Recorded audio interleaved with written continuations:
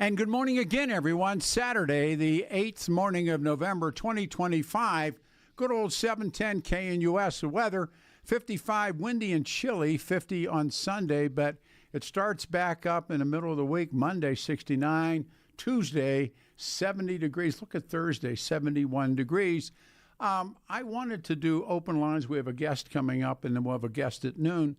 But by and large, the shakeout on what happened on Tuesday night in the elections in this country, particularly in New York City, the New York City win and the rise of democratic socialism and what it means for the Democrats nationwide, what it means for the Republican Party. But I see things in epochs and eras and time frames. For instance, the atomic age is a really interesting one to gauge. When does it begin? When does it end? The 60s, and my contention is the 60s don't really begin until John Kennedy's murdered and don't really end until Nixon resigns. Interesting whom the bell tolls. Dick Cheney dies on the birth of a socialist Democrat taking the seat of power in New York, the seat of capitalism, and this young man becomes Ugandan-born, a Muslim. He's 34, and becomes the mayor of New York on the morning Dick Cheney dies. So what to talk about? I promised two guests this morning. One is Ted Trimble, who will be with us at noon. Please say good morning. He is my brother. He is my man. Ladies and gentlemen, Brother Jeff joins us. We talked about this on Tuesday night, and one of the things that I wanted to bring up in local outcomes, Danielle Jurinsky was out in the Aurora City Council, and she was the darling of talk radio also and appeared almost daily on talk radio in Denver and was pro-police officer, and she was considered gubernatorial timber. Jeffrey, first of all, thanks for doing the show. I know you're busy, but what do you make of the her loss in terms of the election on Tuesday night? Well, good morning, Pete. I don't think it's just Danielle Jurinsky. She is representative of what we saw across the nation, and those who are directly connected to the Donald J. Trump brand have taken heavy losses, and she was certainly the representative in Colorado, along with maybe, say, a Lauren Boebert, but certainly in Aurora. She not only represented the direction of Donald Trump, but was also instrumental in bringing him to Aurora. And so we see what took place with her took place across the nation, and I think it says a lot about what's going on with the presidency and the leadership of the country right now. And so she's just a direct reflection of what we saw nationally. I believe that as well. Did Colorado get bluer on Tuesday, a deeper shade of blue? You know, I think it's gotten beyond the politics, because if you start talking to some of your friends today, a lot of them are either asking to borrow money or you're asking to borrow money. In other words, people are having a difficult time making their basic necessities and their ends meet. And that's a direct reflection on policy in terms of how people react to, like, the government shutdown. You know, they start talking about benefits being unavailable. You're looking at people who are not able to access health care. They're traveling. There's no TSA agents. And so you look for the nearest thing that you can do to blame, and that's going to be your government. And particularly, you don't want to have a shutdown in the midst of an election, as well as massive layoffs. And so I think it's not necessarily folks are more aligned to the Democratic Party. I think they're more aligned to their everyday outcomes economically and how their lives are reflected right now. When I look at the platform, I had a chance this week to read the platform of promises to confront economic inequality, cost of living issues, rent freezes for residents and rent-stabilized units, affordable housing, construction, free bus service, faster bus service, free child care, city-owned grocery stores to address high food costs, tax hikes on the wealthy. One of the questions I have is, will this become the Democrats nationwide? Will this be who they become? No, I think the Democrats will have to prove that they can get out of their own way, particularly nationally, because a lot of the things that you have just discussed resonate with many people as being woke. They start calling it socialism. They start labeling all of that as a political means, as opposed to saying we're going to, do things to give ordinary individuals a hand up. And so I don't know. I think the Democrats are in their own way. They don't have any leadership that is galvanizing individuals. Donald J. Trump came in a vacuum when the Republicans didn't have anybody to really get behind, and so he built a brand. I don't think that the Democratic Party yet has built a brand, because I'm hearing individuals saying things like Kamala Harris is going to make a comeback and she will make another run for this. And I'm like, she didn't make a comeback because she never came in. Thank you. So if the Democratic Party is going to continue down that line with that messaging you're talking about, they're going to continually get beat by the cost of eggs. And so until they figure out everyday issues that impact everybody, they will not be the party in charge for a long time.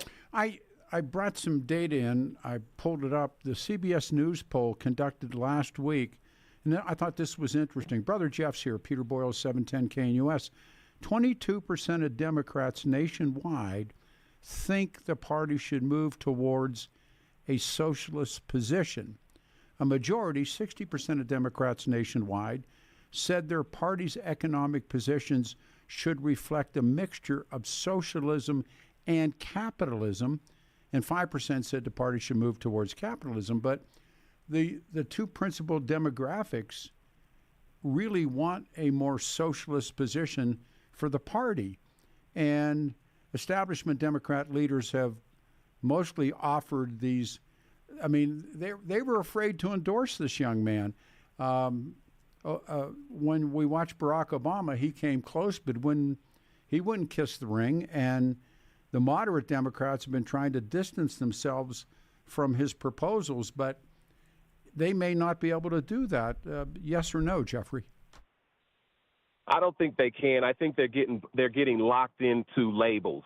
Like the average person, when you say, do you think we should move more into a socialist environment or political ecosystem, they don't even understand the question. Oh, I agree. For example, when you talk about bailing out banks and businesses that are too big to fail, and you're talking about, bailing out the auto industry, that's socialism when capitalism isn't working. And so the average person, when the economy isn't working for them and they need, to access, say, for example, affordable health care or affordable food or a cleaner environment, well, then they start getting labeled as, a socialist dynamic. So in this country, capitalism works when it's working, but when it's not working, then you start seeing massive socialism. And those who are more inclined economically are always benefiting from socialism. In other words, benefiting from the masses of economic input to benefit a few. But today we see a lot more individuals that can't keep up. And so whatever you want to call it, socialism, capitalism, or whatever, people want to be able to pay their mortgages. They want to get food on the table, and they want a quality education for their children.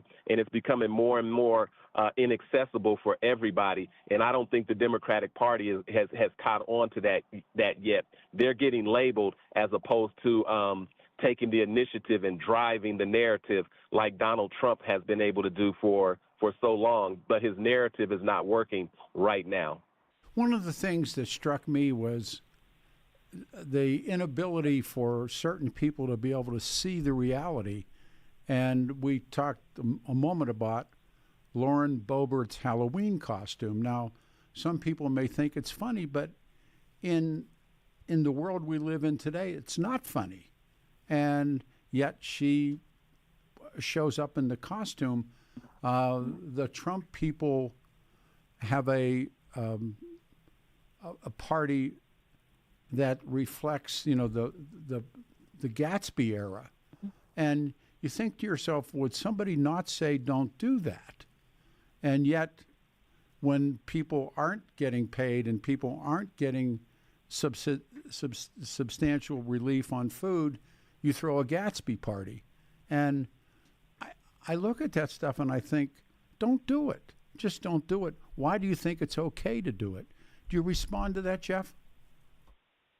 It's okay when you're in absolute power. When you're able to be the bull in the china cabinet, or everybody, every joke is funny. Like when you are in power and folks laugh at your jokes because they have to. It's different when you're actually doing something in concert with everyone else.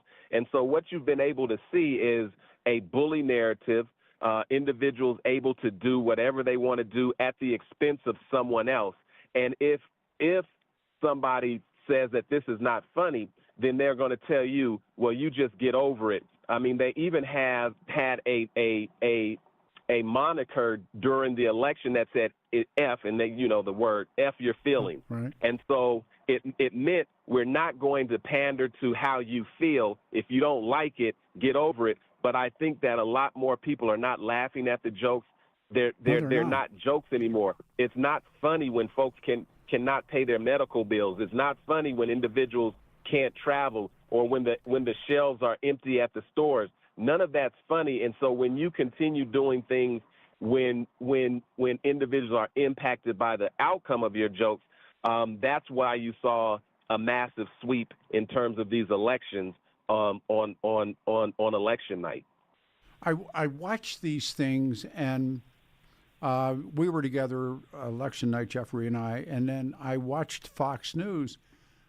I mean, I used this term earlier. They were choking. They had no way to counterbalance what had happened. And I listened to talk radio across the boards here this week. There were a lot of choking taking place.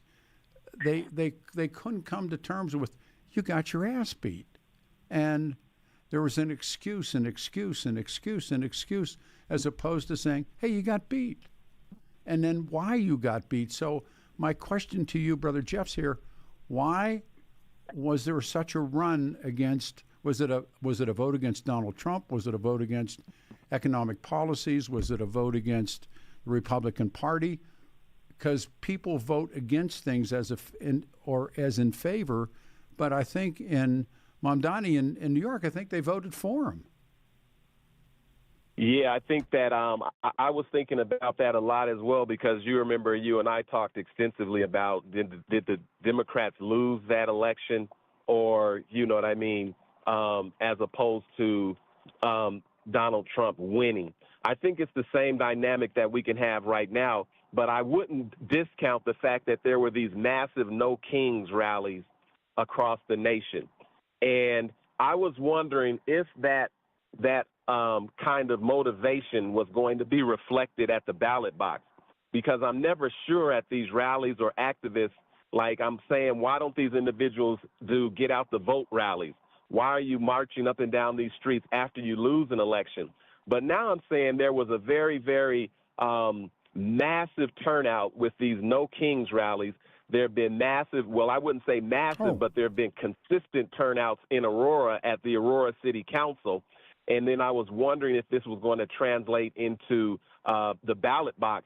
And I just have to say it did.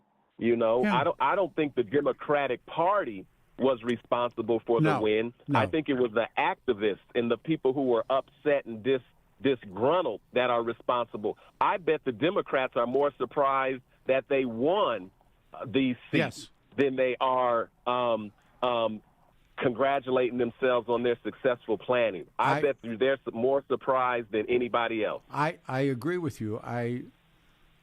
When they saw the turnout in New York was 2.5 to 3 times bigger than it's been in 30 years, came out to vote for this young man's mayoral win. And remember, we were talking, they called that by 9:35, you know, like calling the dogs. Let's go home. That was over, and it was over in Virginia quickly.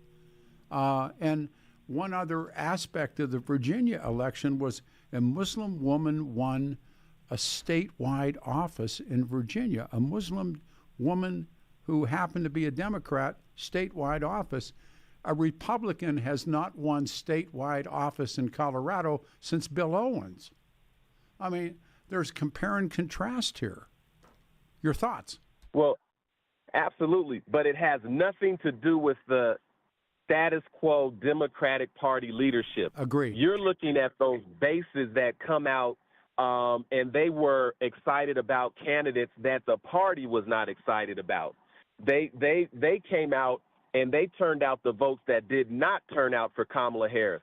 Remember, the Democratic Party, their own base didn't turn out in those national elections. No. And so if you're looking at what took place on Tuesday, those individuals that turned out were the exact ones that didn't turn out for the Democratic Party. Thank you. The Democratic Party has never gotten behind anybody left of center, and I'm talking about they didn't get behind anybody near the fringes, let alone running toward the middle. The Democratic Party has been playing it safe.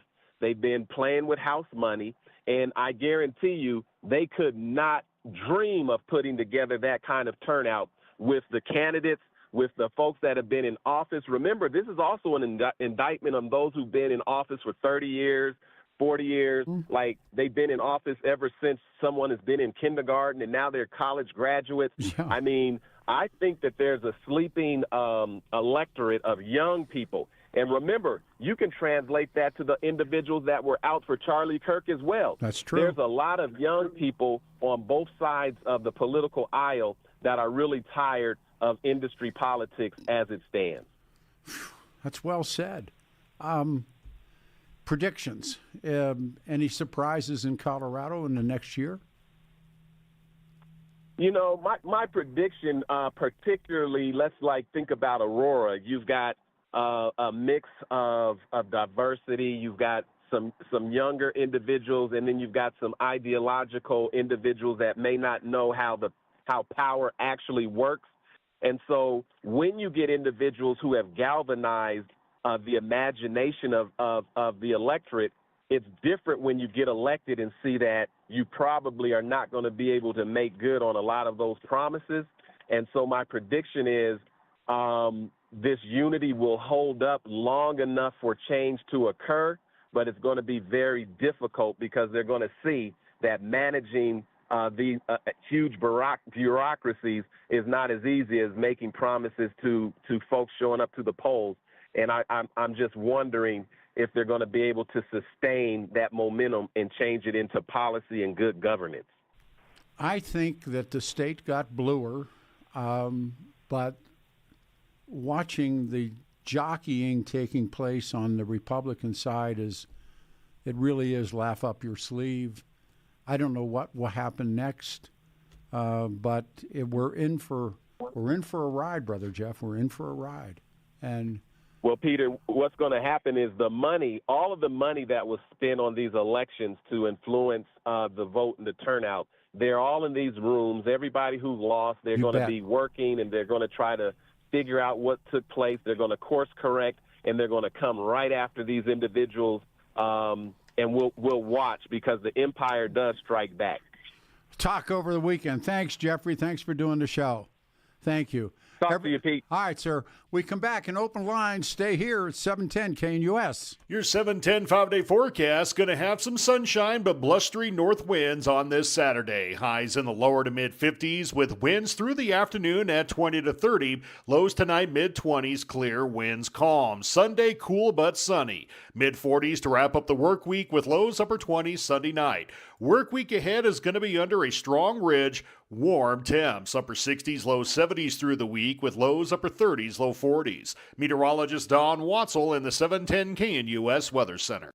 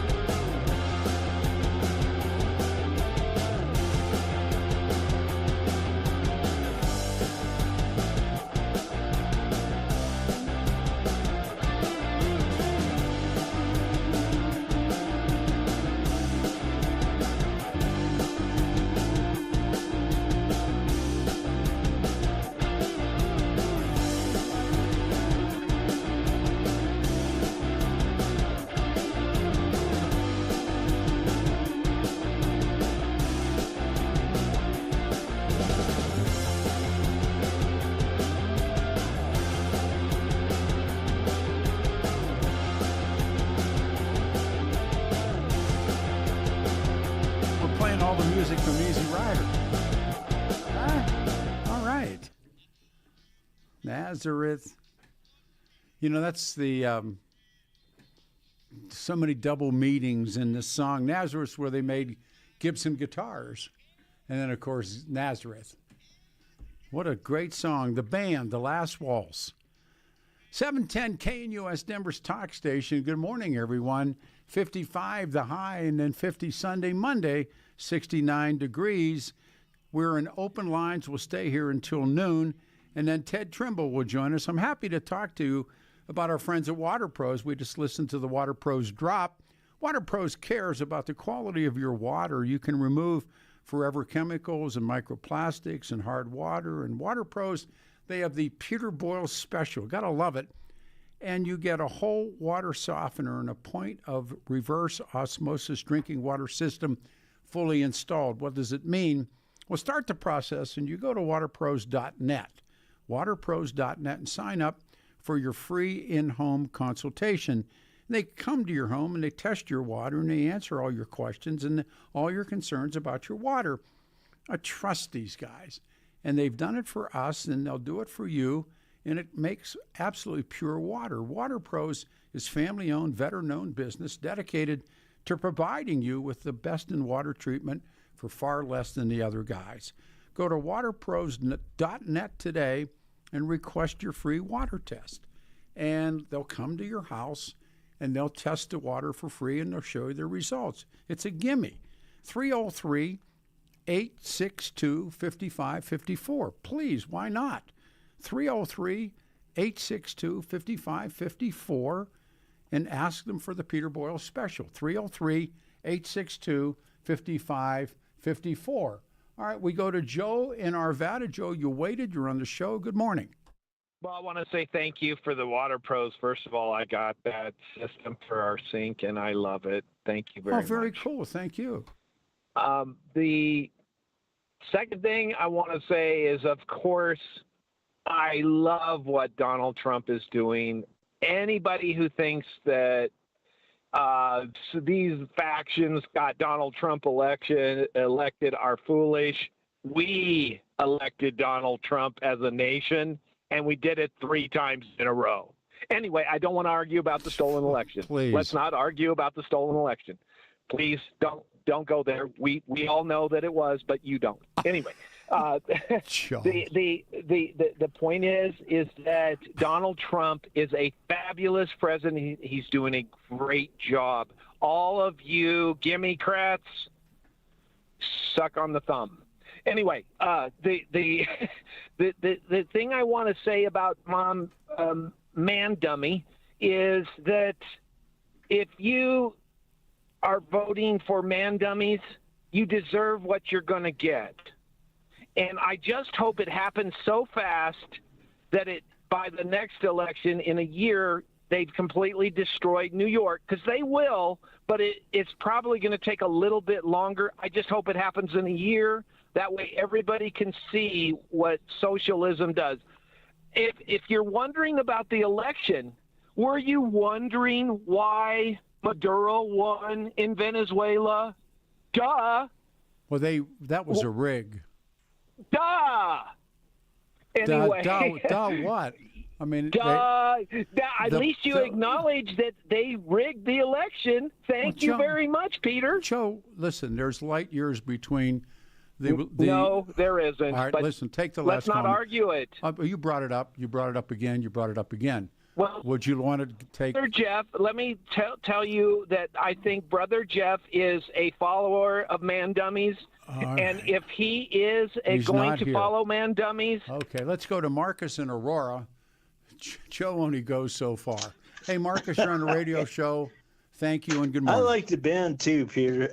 Say that again? But I'm like you. I don't want to see no kids starve and everything. And I look at... just stop this on both sides. Open up the government. And, the majority of that fraud and snap is Americans. It's not the illegals. You can go down there and you see them doing all the jobs nobody wants to do. Go ahead, I'm sorry. Yeah, go ahead. No, you say. And then I wanted Madonna Dummy to win in New York City for one reason, so they could see they don't call it communism anymore. They call it socialism. They could see and learn. Whoa, hold on. There's a difference between socialism and communism. There's a big difference. Okay, what's the difference for you? Well, we have had democratic socialist governments in Europe after the Second World War. I mean, they've just been there.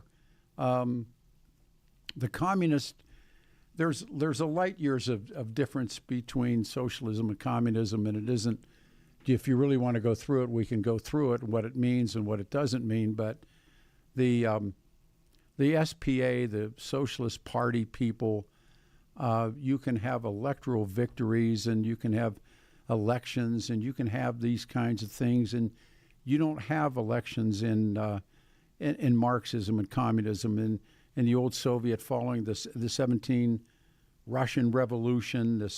There weren't elections being held. It was despotic dictatorships. The dictatorship of the proletariat, they claimed it, but it gave you Joseph Stalin, it gave you Mao, it gave you any number of people.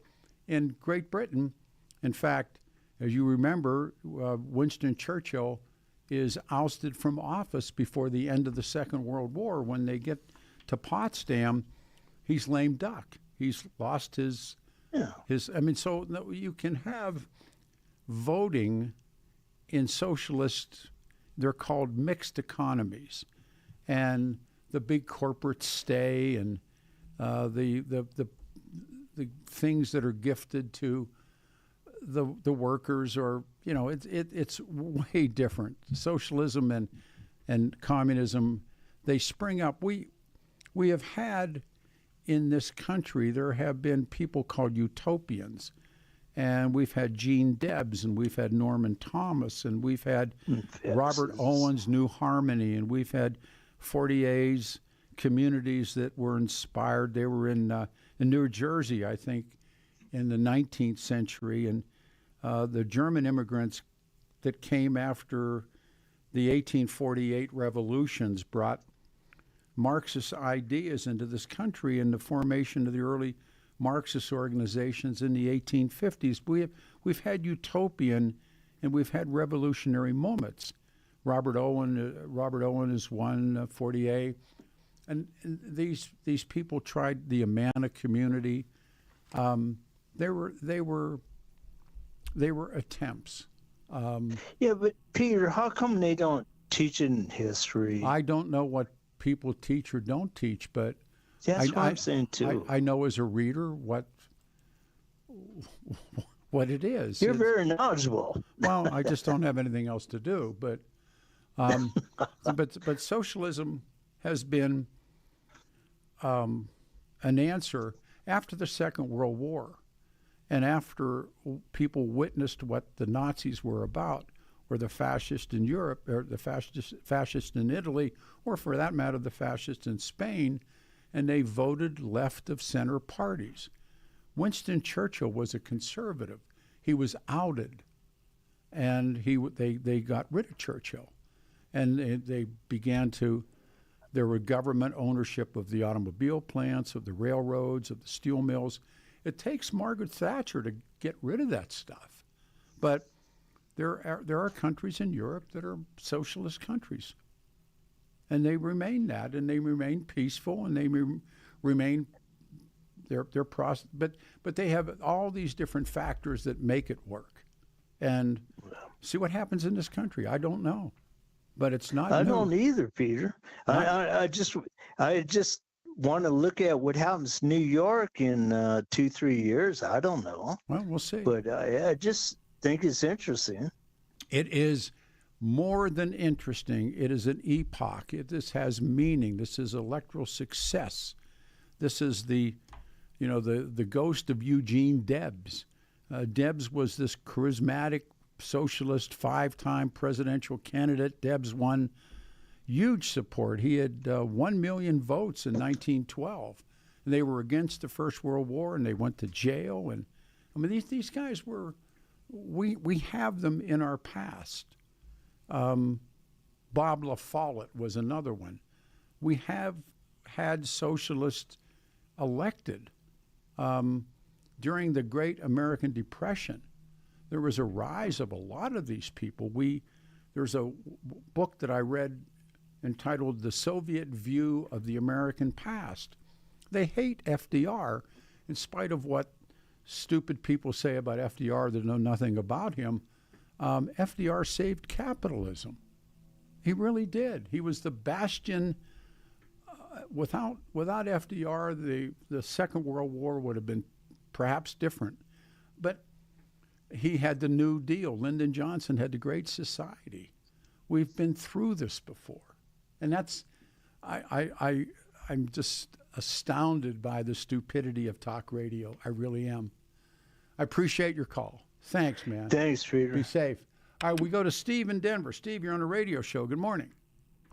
Hey, how are you, Pete? I'm good, brother. Well, I wanted to speak about the government shutdown. Sure. And the first thing I wanted to say, I mean, if you remember the mid to late 80s here in town. I do. When there was not a lot of work.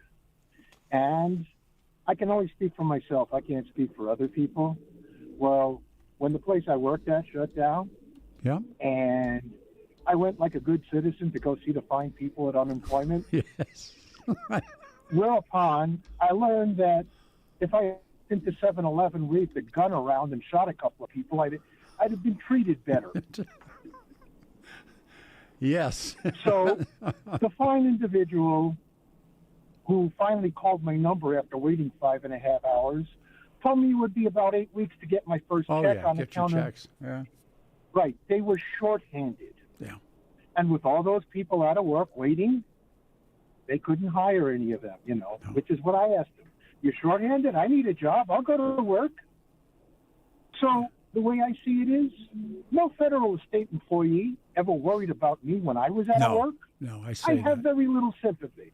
I say that as well.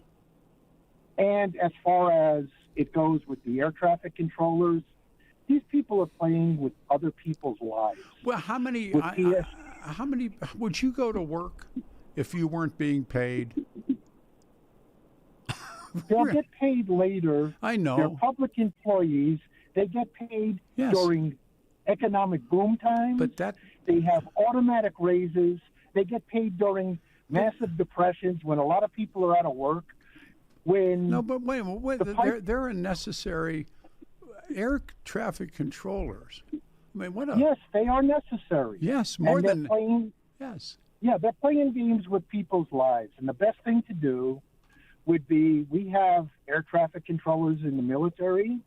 Put them on board to fill the gap because you're playing with people's But lives. then what do you do with the need for those military traffic controllers? Oh, you take them off of their jobs. Well, yeah, there you go. But at the same time, the flying public is in jeopardy. Well, sure. And the other part is that they keep telling me is, But the flights are being canceled across the country. Now, who do you blame that on? you know what? Yeah. I blame it on Charlie Schumer All right. and his friends because Chuck Schumer isn't afraid of Donald Trump. Chuck Schumer is afraid of Ocasio-Cortez.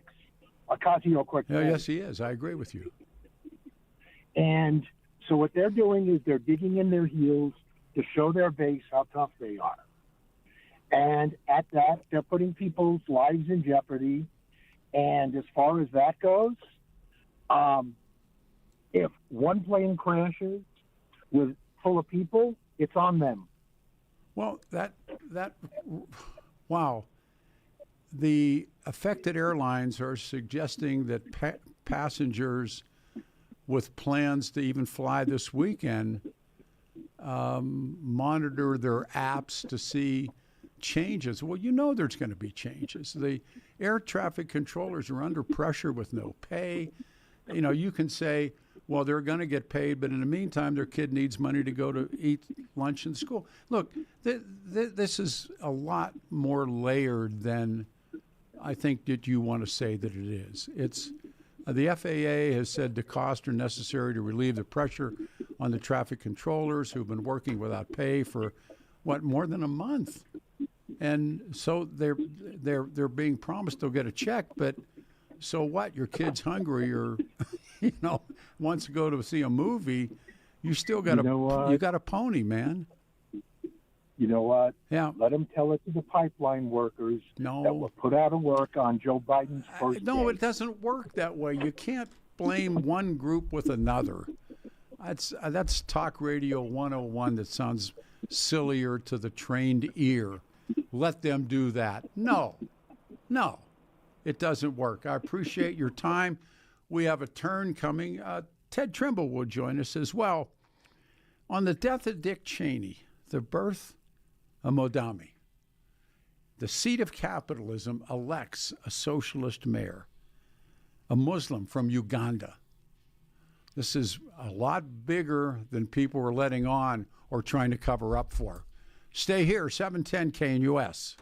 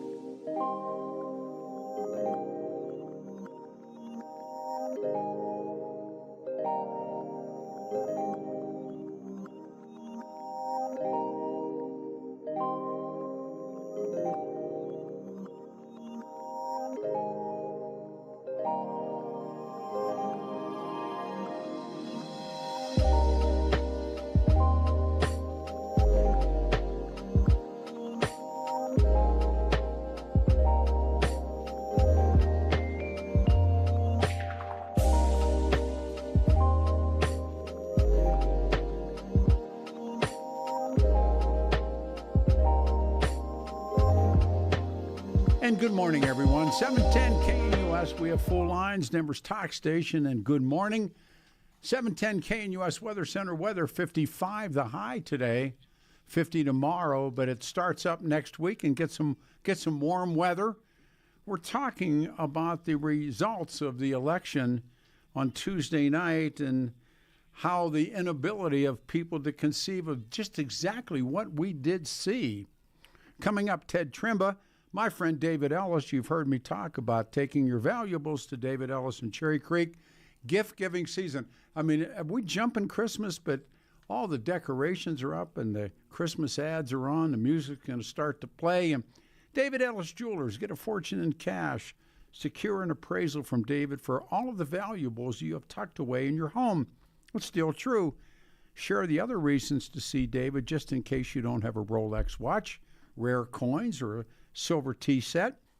Go see David for all your most meaningful gift-giving occasions. David Ellis Jewelers, the most, again, just the right items, the most of the right items, and just the right prices for the special people that mean the most. Gift-giving season around the corner. Antique watches, emerald pennants, gold necklaces, diamond rings. Trusted jewelers been buying precious metals and antiques here in Colorado for decades. Dazzling cases filled with hundreds of new and used pieces that your loved ones will treasure. He's my friend. He's the man. Visit David Ellis Jewelers. See for yourself. Look for the black awning on the corner of 3rd and Clayton and Cherry Creek. 6 days a week, David's there as we speak. Explore DavidEllisJewelry.com or call my friend. Call David, 303-322-8779, 303-322-8779, and again, tell David that Peter Boyles sent you. We go here. This is Dave in Golden. Hey, Dave, thanks. You're on the show. Hey, thanks, Peter. Peter, you go back to your original question is, what does this mean? And a few years ago, and I love this because I have actually a picture of it up on my wall, of the wolf in sheep's clothing, the Fabians Society. Oh, the Fabians, of course. Yes, and their whole strategy was not to have a disruptive, immediate revolution, but to insert itself in order to eventually overcome, and social democracy is exactly that. That's what we saw in Europe. That's what we're seeing here, and I think to answer your question, I think it's a simple answer, the Fabians, but technically we don't have any Fabians in the U.S. There are Fabian-like people who are in our government today, but I love your question. It's going to cause me to do more in-depth studying. Well, remember, the Fabians would not admit they were socialist, and right. And he's out saying, "I am a democratic socialist." He is not putting on the sheep's clothes or putting the sheep's skin on the wolf. He is. I'm here when Bernard Shaw and those Fabians that met after the Bolshevik Revolution, they didn't want all what came to the Romanovs come to them, because remember, they're the elite. They're the elite of Britain, and they wanted to sneak it in, and of course, to a degree, they did. No, I totally get that. But in Britain today, there are open members of Parliament who are also open members of their Fabian Society. Absolutely. So that's kind of come full circle in saying, hey, we're here. Here's the sheep's clothing that's coming off. But people did not know.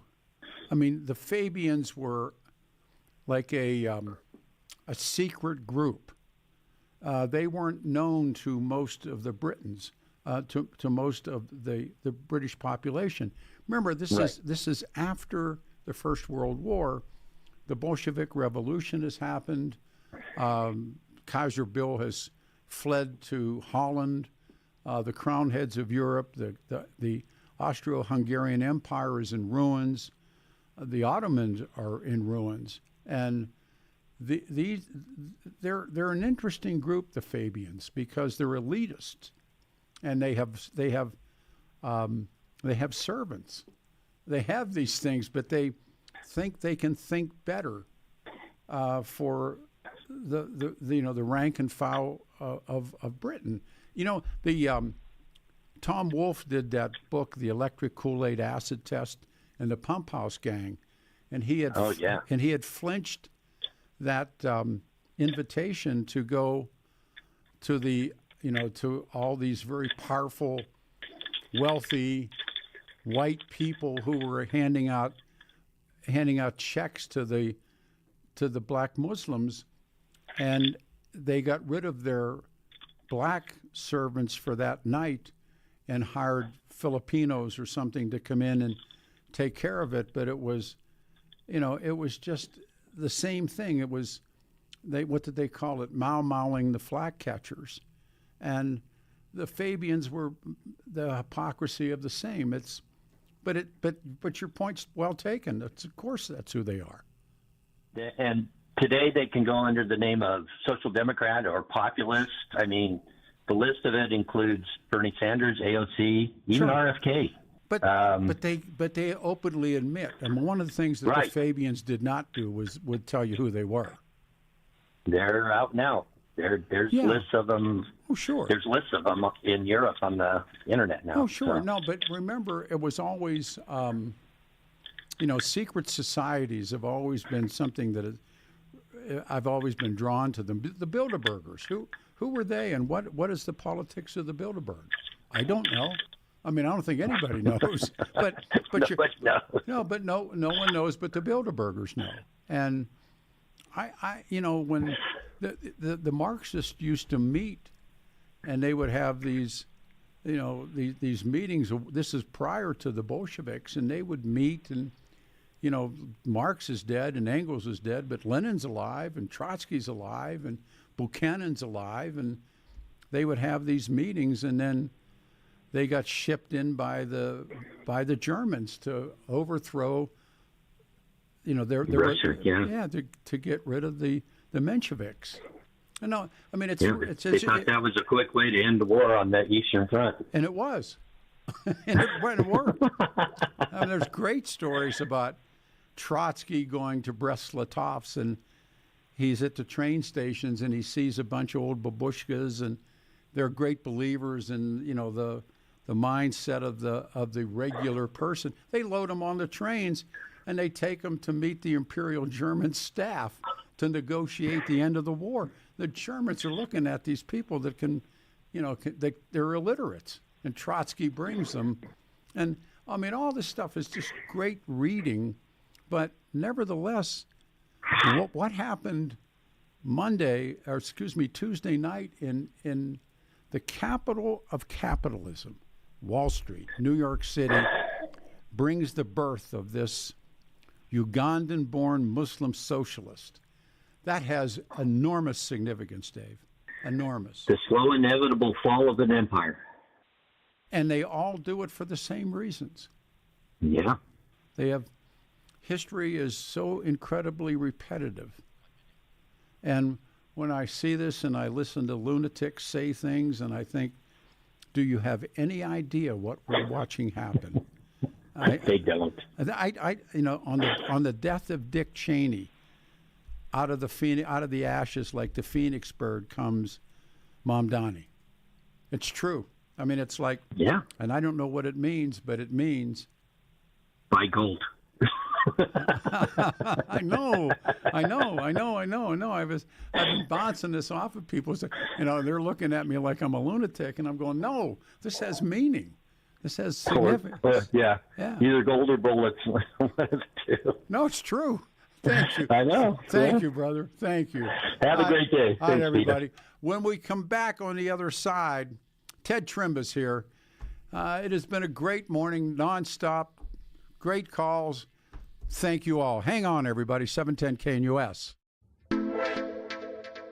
Bye.